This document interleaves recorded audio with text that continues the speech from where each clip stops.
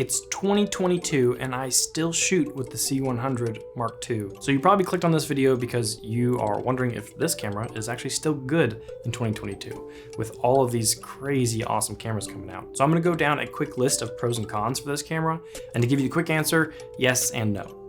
Sorry, I know it's confusing, but it really depends on what you're trying to do and what your budget is as well. I'm gonna go through some of the ways I use the camera. We have two of them, and we use them mostly for interviews and some B-roll shots as well for small businesses. So I'm speaking from my perspective, not everything about the camera, not all perspectives, just to keep that in mind as we're going through. But for the most part, these pros and cons will still apply to any aspect of the use of this camera. And these are not in any particular order, they're just a list I made of what is good about this camera in this year, and they are still carrying through. Now, this camera came out in 2014 and it's 2022, so it's pretty old in camera world.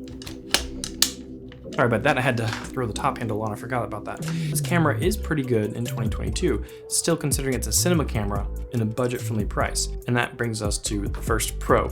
You can get these used for around $1,700 to $2,000 or new for $2,700 to $3,000. This depends on if you're getting all the handle attachments and other batteries and stuff with it too. One of the main pros about this camera that I really like is the built-in ND filter. It has 3 different stops and it makes it just so much easier to put any lens on, get that nice bokeh blur in the background, or whatever lens you have, not have to crank your aperture up all the time. This camera also shoots C-Log, so you have that good dynamic range when you're shooting video.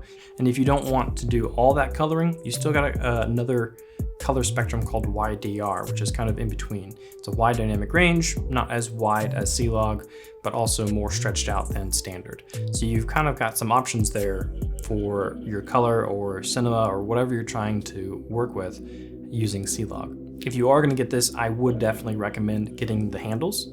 The handles make such a huge difference, especially the top one, having the included XLR input into your camera. It makes it quick and easy to set up audio, get it running for interviews or whatever. Right now I have my shotgun mic running into my Sony, and it was a lot bigger of a setup because I have to run the XLR into the recorder and the out of the recorder into the camera if I want to run in the camera. I can also sync up audio, everything, but just having it in camera, built in right there, you plug it up, you're good to go. You got good audio settings. The preamps in this are actually pretty good. And if you don't have that, then you even have 2 microphones right here in the front. Also, having the side handle just gives you that stability if you're running, and you can start and stop right there and have a few adjustments on the handle as well. I've also used this handheld a lot, and having that top handle to hold it steady while I'm going with some low shots or just have it against my chest for some nice stabilized shots works wonders. Since it is a cinema camera, it actually comes with peaking and zebra and scopes to check your image. All these things are very helpful on the fly and not have to have an external monitor to check all that. Not only that, it also comes with a pretty nice flip out screen. It's not the best because it is pretty old, but it works great for an AC, or if you just want to view everything from that, or record yourself if you want to use it as a vlogging camera. And the EVF on it is actually pretty good as well. The sensor inside of it is actually, it's covered up, so you can't actually get dust in there. It's got a protective shield on it, and it's also a 4K sensor downsampled to 1080. So you can only shoot 1080, but it's a pretty good 1080. The autofocus is actually pretty good with its dual pixel autofocus. It's a really nice feature to have 2 SD card slots on the back of it. You've got A and B, and you can slot select from right here. Having that can help you divide up your projects if you've got 2 in one day, or if you're just overrunning, or if you want to dual record. You've got all these different options as well. File sizes aren't too crazy. The 60 FPS is 35 megabits per second, and the 29 or 24 frames per second is 24 megabits per second. So the file sizes are actually quite manageable, especially when you're recording long interviews. It's really nice to have shutter angle included in this camera, because that way I can change my frames per second without having to worry about whether my shutter speed is correct or not. I can leave it at 180 and I'm good to go. And it's kind of silly, but one of the main features of this is actually it looks professional to your clients. They see this big camera and they're like, oh, that must cost a lot. That must be really good, even though it's 8 years old. Now for some cons, there aren't as many surprisingly, but some of them still are those hard to make decisions of whether it's worth it or not. So the first one I found, which may not apply to you if you only have one, it's not color matched to other, since I have two of these, they actually don't match. One is more green than the other. And so when I have to color them in the post, I have to color two different colors. And then again, it's C-Log, but it's an older C-Log, so when I use my EOS R, that color is different again. So I've got 3 cameras with different color, even though they're all Canon. And it's hard to find support for this camera. But I do have a trick for you, so stay tuned to the end for the color if you are interested in that. Now I did mention the autofocus was pretty good, and it's fast, but it only focuses in the center. So because of that, it's always a struggle when I'm doing interviews. If it's on autofocus and they're centered, but they move to the side, well, it's only focused in the center, so it's gotta focus to the background, and then they have to move back. Well, okay, I can turn manual focus on, but if I have manual focus on and they move forwards and backwards, but they stay centered, then I lose them again. So it's kind of a catchy situation, and that's one of the main things that I really don't like about this camera. Now I did mention it's a 4K sensor downsampled to 1080, but 2 things. It's a Super 35, not full frame, little difference there, and also I can only shoot 1080. It's a very good 1080 compared to other cameras I've shot with, but it's still only 1080. 2022, everyone's shooting 4K. Whether you export in 4K or not is different, but I can't shoot 4K even though it's a 4K sensor. It is impressive to the clients, but it's also a big camera to carry around.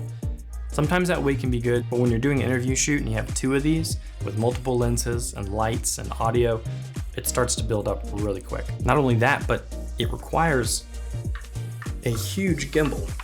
This is on the stand, but even still, this gets heavy to carry around real quick. Whereas today, you can just use a nice little gimbal like this, and even this is the heavy version of the Ronin S. There may be more pros and there may be more cons depending on what you're using it for, but that's my experience. So hopefully that helps you guys make a decision on whether you want this camera or not. It still is a really good camera, but it just lacks some features that I want to use in this year, and I just don't have that for this camera. But I already have these cameras, I'm not gonna get rid of them, they still work great, so if you already got it, keep it. I promised you a trick about the color, so let's jump over to the computer and I'll show you that. Okay, so this is my timeline and this is the C-Log footage up here on top. And I've just placed it in the timeline. I haven't done anything to it yet, but it's C-Log. So it's a little flat image and you can kind of tell that. But if you just want to come over here, this is the quick and easy way. Lumetri presets, go to technical and go to legal full range 8-bit. And slap that on there, and you've already got a pretty good grade, so I can show you that. Boom, boom. Pretty quick and easy. It's subtle as well, which I like, so I can come in and I can change things for the rest of it. I can, bring down the shadows, bring down some of the highlights if they're too much. I can bring saturation up, and I always put 40 sharpening on this camera, just because it just doesn't seem sharp to me. I can add sharpness, I think, in camera, I forget, but it's usually never enough, so I just do it that way. And I've built this into a preset, so I can just slap that preset on and make it even quicker. But having this vibrance, sharpness, and just that legal full range, you get a really quick, easy color on your C-Log footage from your C100 Mark II. Now, I've tried lots of other LUTs from lots of other different places, and they just never seem to please me exactly the way I was trying to get it, because I like pretty much straightforward natural color. I'm not trying to do any fancy teal orange special effects or anything like that. It's just straight good color. I just want the dynamic range in case there's a bright background or dark background or something like that. So hopefully that helps you guys, and if you did enjoy this video and found it helpful, please give it a like and subscribe if you want to see more of this. If you have any more questions about the C100 Mark II and its use or anything related to that, please let me know in the comments down below. I'll be happy to get back to you. All right, see you guys.